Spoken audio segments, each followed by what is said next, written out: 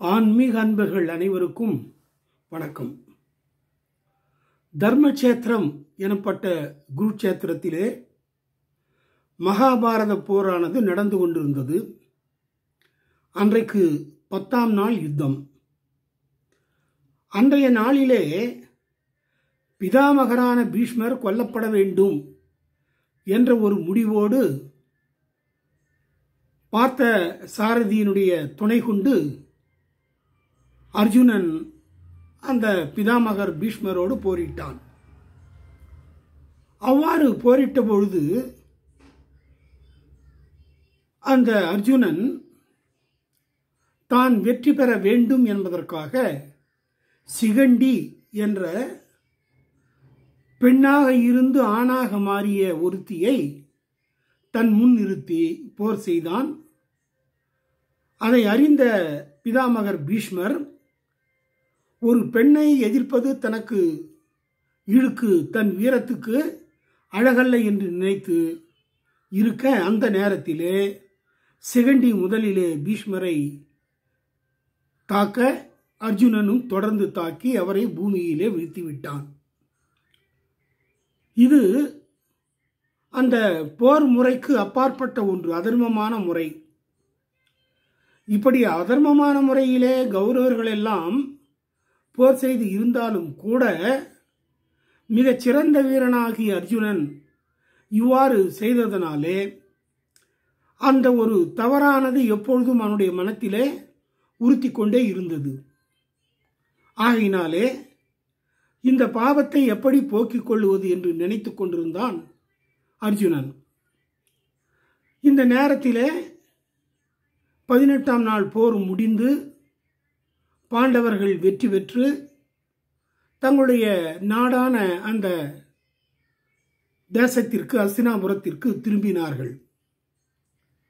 அப்பொழுது அங்கு வந்த வியாசரை பார்த்து தர்மராஜா என்ற யுதிஷ்டர், பெருமானே, நான் யாகம் செய்ய விரும்புகிறேன், அஸ்வமேத யாகம் செய்ய விரும்புகிறேன். தாங்களும் பகவான் கிருஷ்ணரும் இதற்கு இசைவு தெரிவிக்க வேண்டும் என்று கேட்டுக்கொள்ள வியாசர் தானே முன்னின்று அதை நடத்துவதாக கூறினார். கிருஷ்ணரும் அவ்வாறு செய்யுமாறு ஆணையிட்டார்.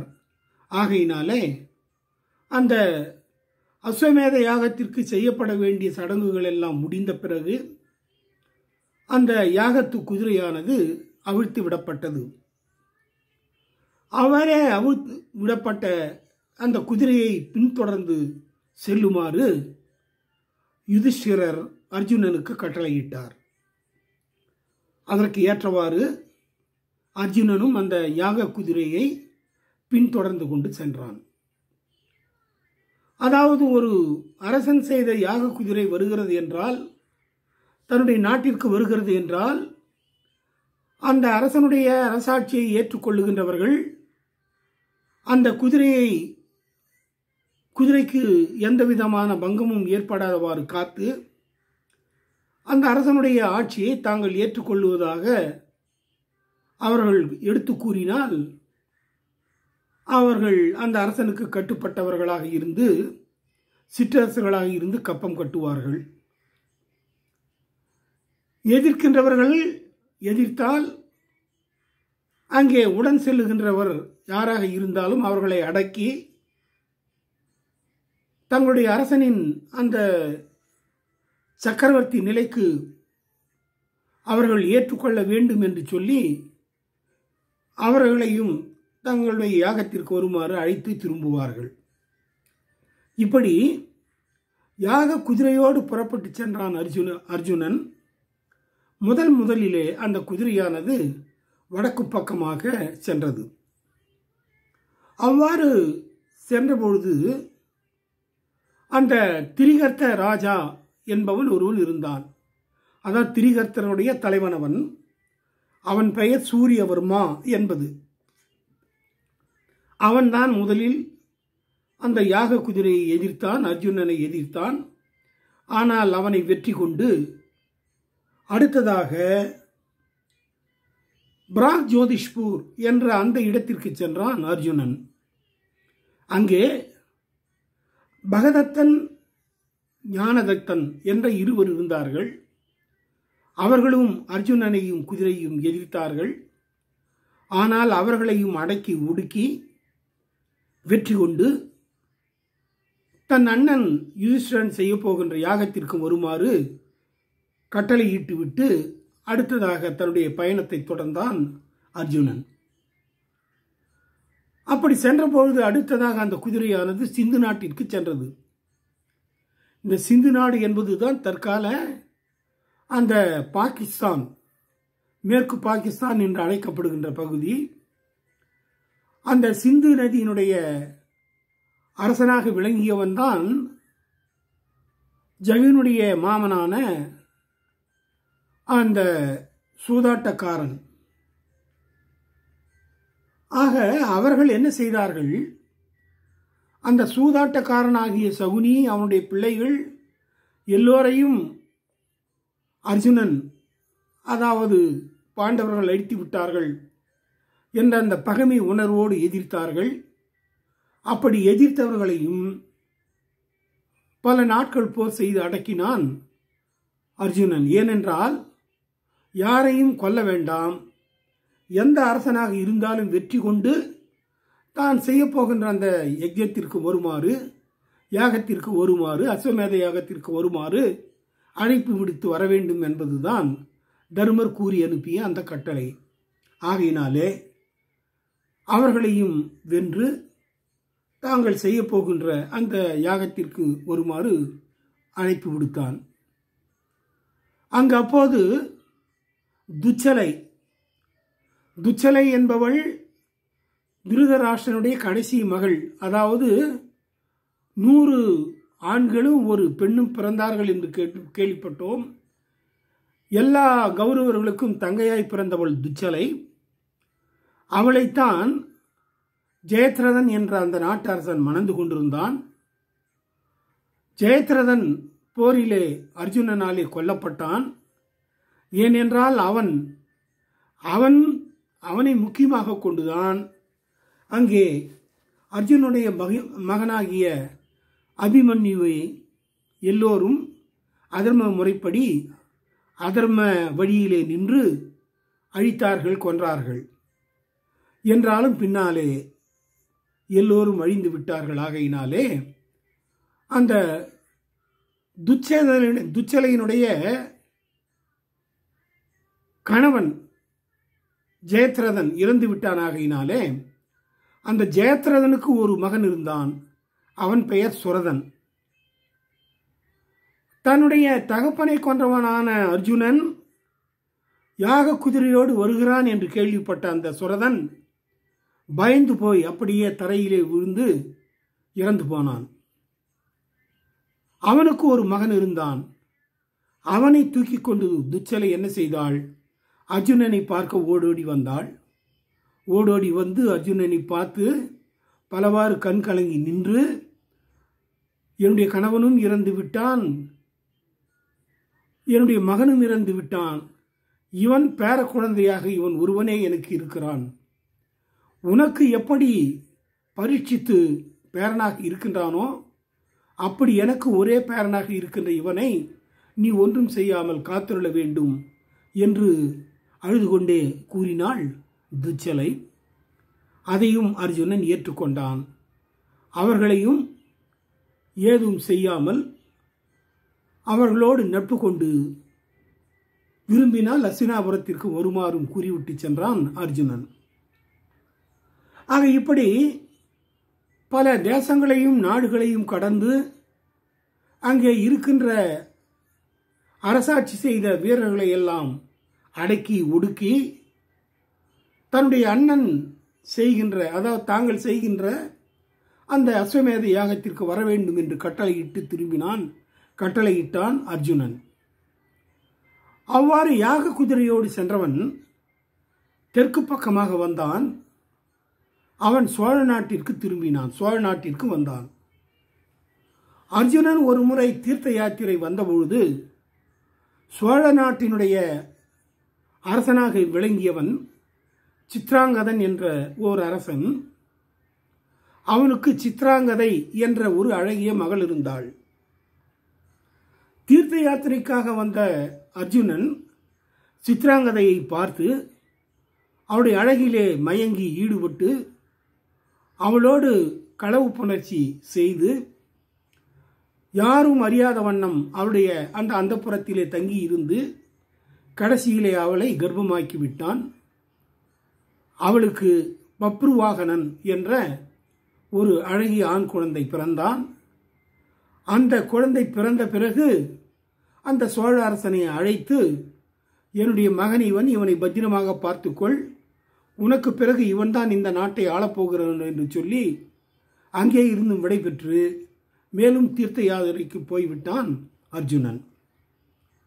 அப்படிப்பட்ட அந்த பப்ருவாகனன் என்பவன் தற்போது தன்னுடைய தந்தையான விஜயன், அதாவது அர்ஜுனன், தன்னுடைய நாட்டை நோக்கி வருகிறான் என்று கேள்விப்பட்டான். அவன் பெரும் மகிழ்ச்சி அடைந்து என்ன செய்தான், தன்னுடைய மந்திரி பிரதானிகளையும் மற்றவர்களையும் உறவினர்களையும் எல்லாம் அழைத்து கொண்டு அங்கே அர்ஜுனன் வருகின்ற பொழுது அவனை எதிர்க்காமல் வரவேற்பு கூறி நின்றான். அதை பார்த்து அர்ஜுனன் மிகவும் கவலையடைந்தான். ஆகையினால் அவன் என்ன செய்தான், பப்ருவாகனா, நீ செய்வது தவறு. நான் ஆயுதங்கள் இல்லாமல் உறவு முறையிலே வந்திருந்தால் நீ செய்தது இது சரியான செயல். ஆனால் நான் உன்னை எதிர்க்க வந்திருக்கிறேன், ஆகையினாலே நீ என்னோடு போரிட வேண்டும் என்று சொல்லி அந்த தன்னுடைய மகனையே போருக்கு அழைத்தான் அர்ஜுனன். அங்கே இந்த அர்ஜுனனை தொடர்ந்து வந்து கொண்டே இருந்தவள் உலூபி என்ற நாகக்கன்னிகை. இந்த உலூபியை கூட மணந்து கொண்டான் அர்ஜுனன். ஆகையினாலே அவள் தொடர்ந்து வந்து அங்கே அந்த பப்ருவாகனனை பார்த்து, நானும் உன்னுடைய தாயை போன்றவள்தான், நான் சொல்லுகிறேன், இந்த அர்ஜுனனை விடாதே, இவனோடு போர் செய் என்று தூண்டிவிட்டாள். அர்ஜுனனும் போருக்கு அழைக்கவே வேறு வழி இல்லாமல் பப்ருவாகனன் என்ன செய்தான், அர்ஜுனனோடு போரிட்டான். போரானது மிகவும் கடுமையாக இருந்தது. ஆகையினாலே ஒரு கட்டத்திலே மிகவும் வீரம் கொண்டவனான அந்த பப்ருவாகனன் அர்ஜுனனை அடித்து கீழே தள்ளிவிட்டான். அர்ஜுனன் தரையிலே அப்படியே விழுந்து போனான்.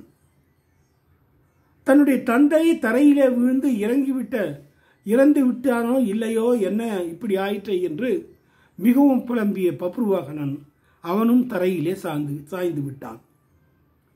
இதையெல்லாம் கேள்விப்பட்ட சித்ராங்கதை ஓடி வந்தாள். ஓடி வந்தவள் அங்கே இருந்த உலூபியை பார்த்து, ஏன் இவ்வாறு செய்ய சொன்னாய் என்று சொல்ல, அவள் கலங்காதே, நான் தான் பப்ருவாகனனுக்கு போரிடச் செய்யுமாறு கூறினேன்.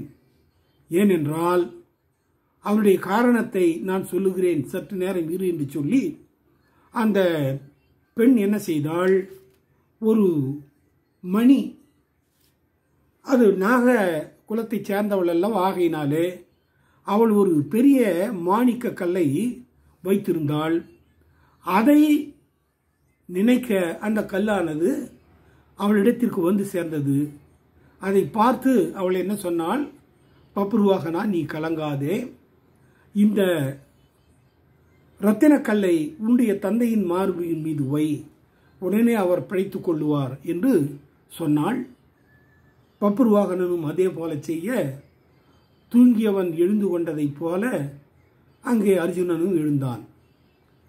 அப்போது தன்னுடைய மனைவிமார்கள் 2 பேரும் அங்கே இருப்பதை பார்த்த அந்த அர்ஜுனன், என்ன நடந்தது, நீங்கள் எப்படி இங்கு வந்தீர்கள் என்றதற்கு அங்கே அவர்கள் சொல்லத் தொடங்கினார்கள்.